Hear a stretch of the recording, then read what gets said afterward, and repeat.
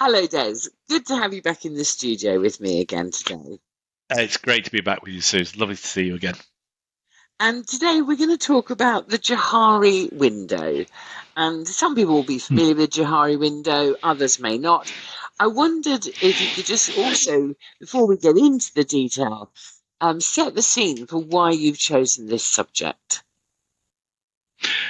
Well, it comes from the one of the first questions we were asked, which was, what are the key things about leaders? And I actually believe that in leadership, one of the foundations is, in fact, it is the total foundation, is trust. Uh, the greatest leaders just build a foundation on trust. And so when you start to understand what trust is and how that works about, one of the areas where you can enhance your trust is by having really a low self orientation, where the things in the world are not about you, but are about other things, about other people, about the values other people have got. And for you to have that, a relatively low self interest, if you like, score, you really do need to understand yourself. You need to be really self aware. And self awareness is not only a huge contributor to the trust, but it's to the trust or the trustworthiness that we have amongst ourselves.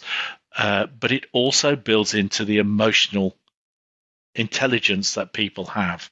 And therefore, this thing about self awareness, I've always tried to explore, well, what does it actually mean and why is it important? And it's important because if you're not self aware, you're likely to be highly self orientated. That then gets in the way of building trust and definitely compounds or works against your ability to have a good emotional relationship or to build up a decent EQ, if you like. So it becomes one of those like really important elements of an equation, which Yes. you need to understand.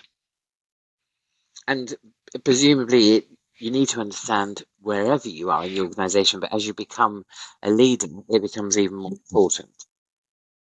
Oh yeah, vital, vital. Because if we don't truly know ourselves, if we don't know our strengths, then we don't know where we need support. If we don't know our blind spots, we don't know where not to look. You, if you don't understand your own values, your own beliefs, then you're going to come across as not authentic. Um, and if you don't have an understanding of your own self awareness, then decisions you make are likely to be created almost instantaneously. So almost like your chimp mode is popping out. So they could be unconscious in the way you do, which tends to be then, if it's that way, tends to be more towards being self-interested and in your own way. And if we don't understand ourselves and have a clear picture of self-awareness, we can often find ourselves dominating conversations, not giving people the space, not being prepared to listen to when people say, "Des, I wish you could do this.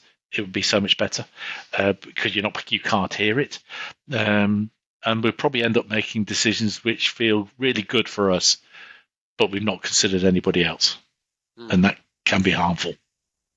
And so you're using the Johari window as an example of a tool Mm, that we can use ourselves to diagnose ourselves, um, yeah, so that we can understand a bit more. So, do you want to talk us through that? right. Okay. Well, first of all, as with all things, and you'll hear me use this phrase many times, the Johari window is just a model, like any other model. And some models are, well, all models are wrong, but some are useful. And this one I found particularly useful. I found this one useful because it was easy to actually wrap your head around, and it gives you things that are allows you to understand your and give you permission to move to other areas of knowledge. So, for example, I mean, the Johari window, it's not a new thing. So, if anyone's thinking, "Oh, this must be something new," it's not.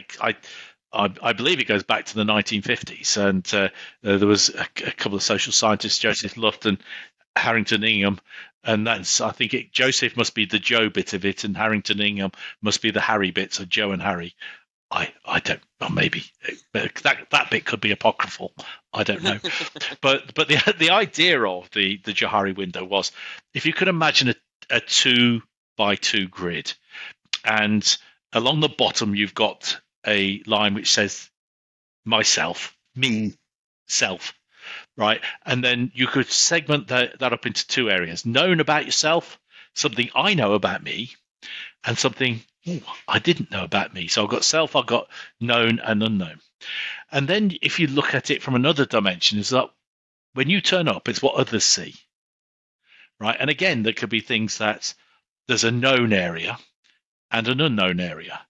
So Johari Window worked on this, where basically if it's known to you and it's known to your peers that are facing into you, that's called an open area. If it's known to your colleagues but you don't know it, it's called about a blind spot, right? If it's known to you but unknown to your colleagues, then that's called a hidden. And if it's unknown to you and unknown to your colleagues, it's unknown as unknown. There's a surprise. Now, the basic premise is in this one, if you can think about the 2 by 2 matrix, Johari, Joseph Lufton, Harrington, Ingham, what they said is that what you really want to try and do in terms of self-awareness is to expand that open area. So it's known to you and known to your colleagues, and reduce the blind spots, reduce the unknown, and understand why certain things are hidden, and to you hide from others. Why do you hide things from other people? So those 4 quadrants are really there to actually help us uncover the things that are blind spots, and explore the things that are hidden, so that we can reduce them through dialogue, talk, conversation, sharing, so we can expand our open area. And I think if you expand your open area and you open up the dialogue, then you are becoming increasingly more self-aware of how you are to yourself and how you turn up in the eyes of others. And I've seen people work through this with a coach and really find it quite illuminating, where even though, as you say, it's a model that's been around for a long time, going back to that model and working with those 4 quadrants, people have those aha moments where they had no idea that people knew something about them that they didn't. But in particular, that's often where the aha moments sit. Those blind spots. Yeah, and I think it comes down to partly having confidence and trust. And again, this is one of these things. I think this is a cyclical thing, because if self-awareness is something that comes from trust is something that comes from self-awareness, but you can only start to really build self-awareness when you get trust. It's one of those cyclical debates. So if we just consider the open area, right? This is what as I say, what you know about yourself, and others also know about it, and it's going to include your behaviors, your skills, your competencies, the things you believe, your attitudes, and how they communicate, because they're often visible and acknowledged by both parties. Now, the bigger that area is, the contention is that the greater level of self-awareness you've got. The blind spot bit is the bit that gets most people. This is the things that others see in you, but you don't see in yourself. So it's the type of habits you've got. It's the type of tone of voice you've got. Or when people are talking to you, maybe, do your eye.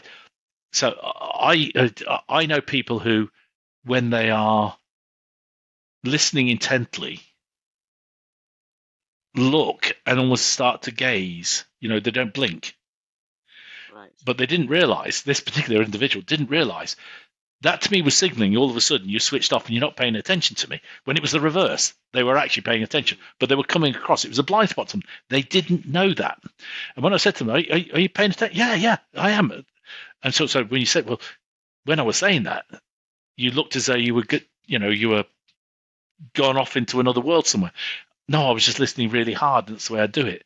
And you go, then I learned something about them, and they learned something about how they were as well. So I have to feedback say, I have. helps. Yes, sorry, Des. All I was going to say No, was go on.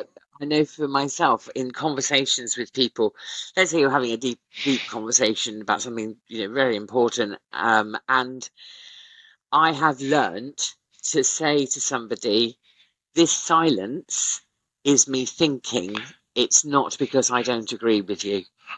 And because I know that I didn't used to understand why people used to say, "Oh, you don't agree, do you?" And no, I do. I don't know. I'm just thinking.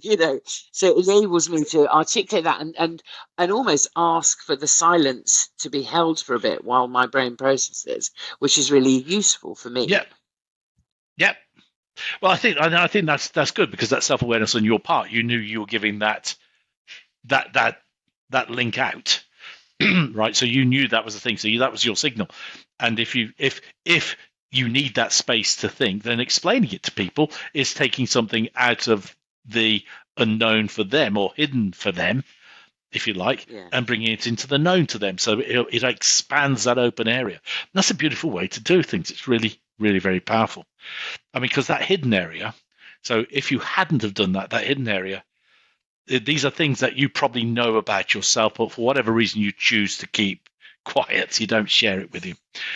Now they can be, your private thoughts, your feelings, again, your experiences, beliefs, whatever it's going to be. But having the confidence to sort of say, look, at times if I do this, it's not because I'm really upset with you. It is because I'm thinking it through. And I think that's really good. Then, as you can see that I'm aware of that, and I've made you aware of it. So that has consciously reduced that hidden area. I suppose the one that's going to be the trickiest is the unknown areas where you don't know about it, and they don't know about it. Now, I think what I would actually look there is that consider that to be a gold mine that you can go to at some point in the future, right? Because it could be, it is definitely untapped potential, but it could be those unconscious behaviors. And you will surface those unconscious behaviors or those attitudes, as new experiences arrive.